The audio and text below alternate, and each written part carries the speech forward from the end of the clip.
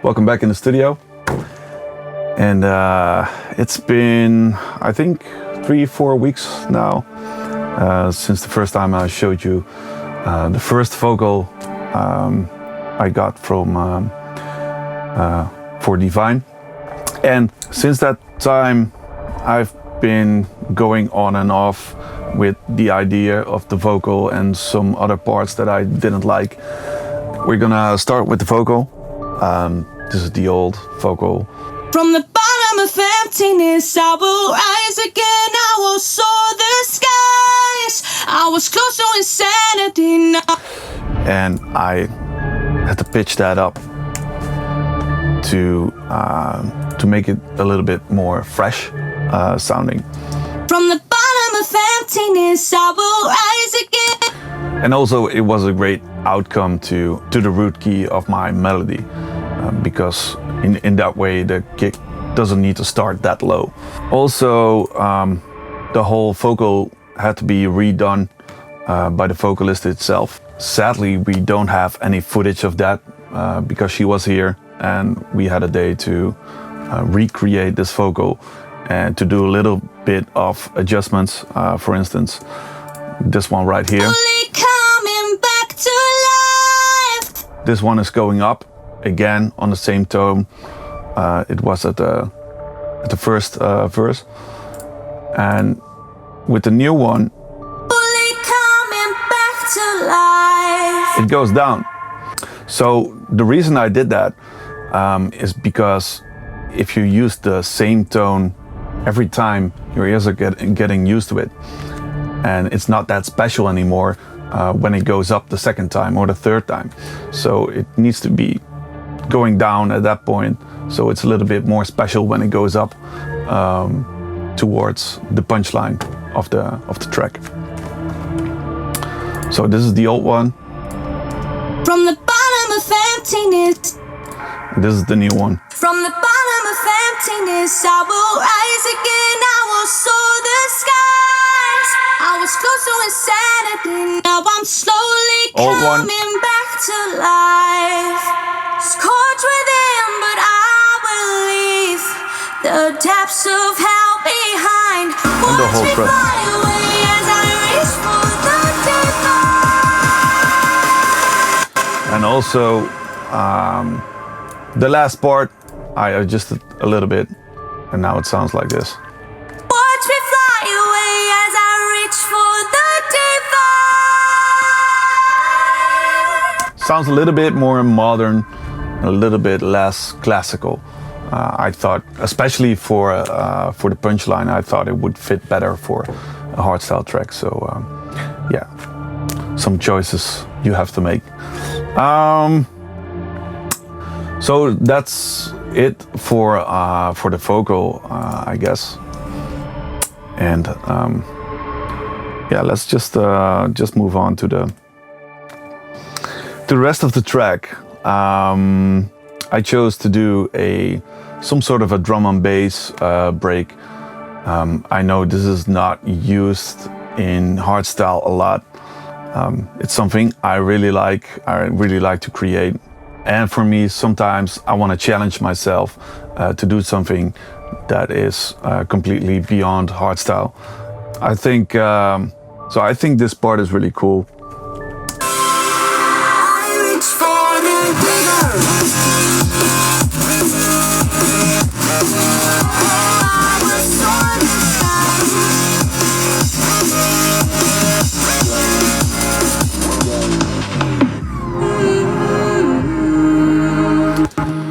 So after the drum and bass, there's this part, which even in the master process later on, I cut this whole part out and just moved straight on to this part, because I thought it was just too long of a break, and you just want to move on to the drop, you know.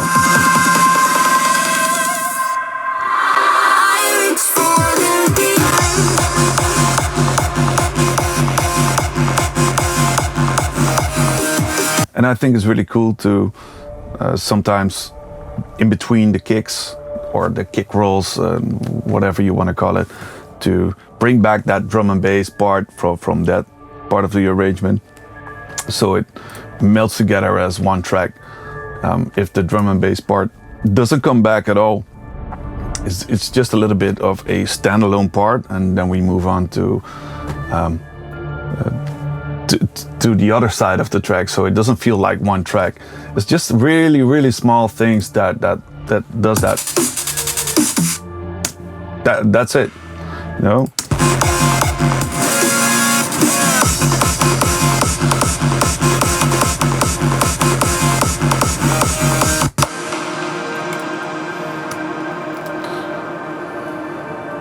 And this time I chose to do like the regular mid-intro before the big melody drop. So you have something to dance to. I think a mid-intro is always, it makes a track complete. You know, you don't really need it, but I think it's just cool to do. And I really like using those almost gated, some sort of hardstyle kicks, which are really powerful, especially in the beginning of the kick. I can really enjoy that. So what I did for the sounds underneath the mid-intro is just taking parts of the drum and bass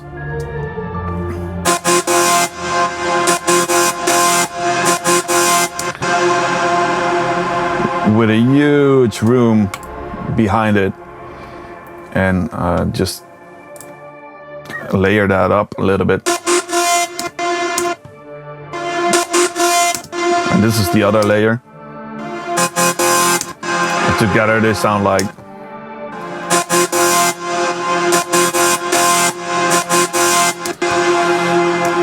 And the reason I chose for this this way of a flow is because it's exactly the flow of the melody, and in that way it starts to fit together with the melody. So you don't notice it in the beginning, but that's just the small things that makes a track one track, for me, that is. Yeah, moving on to the melody. I already told you I wanted to do something else than what the vocal is doing. So the melody is like this.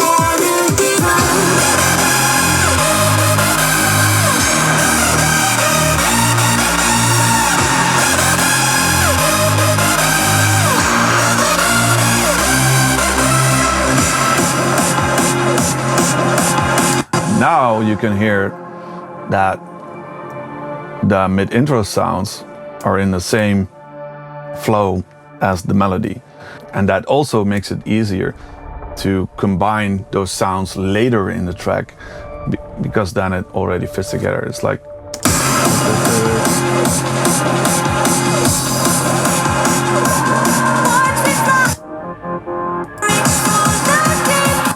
here.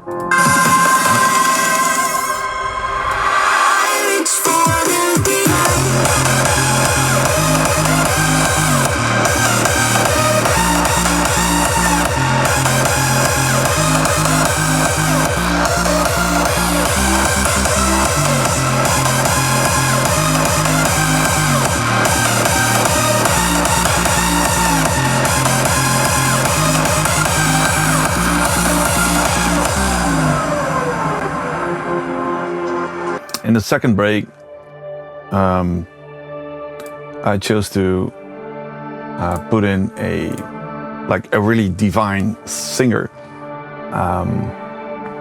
and it sounds like this.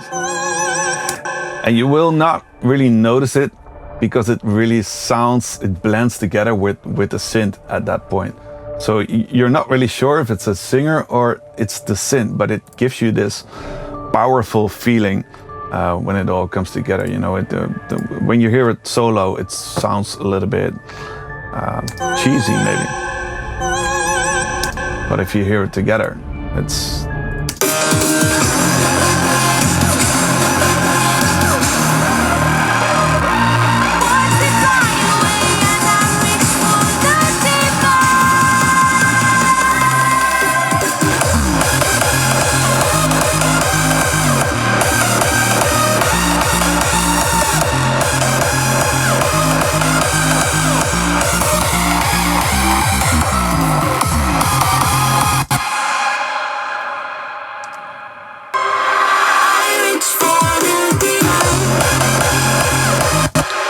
course, for the second drop, I thought it would be cool to drop in the kick a little bit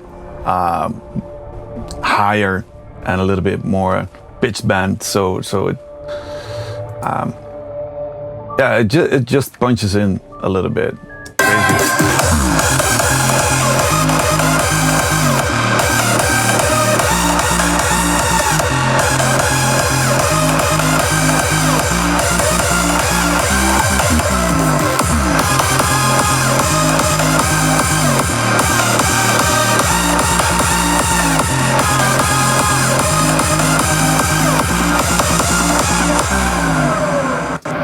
And I did, together with the vocalist, we did some extra takes that would match the melody. So we have this intro that you hear just before the melody starts for the first time. That's right here.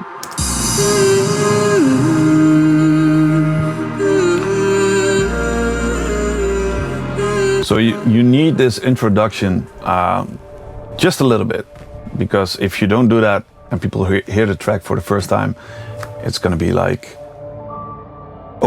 too overwhelming, and there's no introduction. It's suddenly it's there, and that's not the thing you want to achieve, especially not for the first time when you hear a track, because that's really important. That's the part where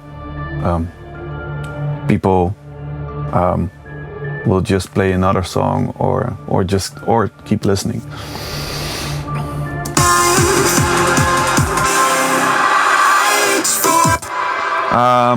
So here I chose for the closed sound, and later on when it comes over the melody, I chose for the open sound, the open sound, because it punches more through the mix, and you really need that when you have the full, the whole nine, the whole arrangement going on with the kick and the lead. You need that sound to punch through. And in the outro afterwards, I just pitched down the whole part. And bring back the performance of the vocal a little bit, and that suddenly sounds epic.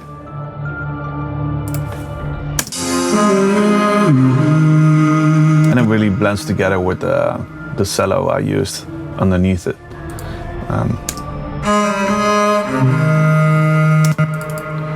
Which has these great legato transitions. It's a beautiful thing to use. Very, very realistic.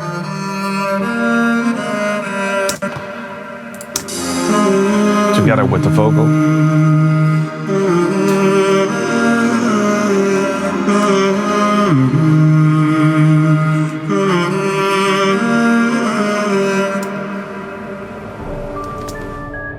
And that's it.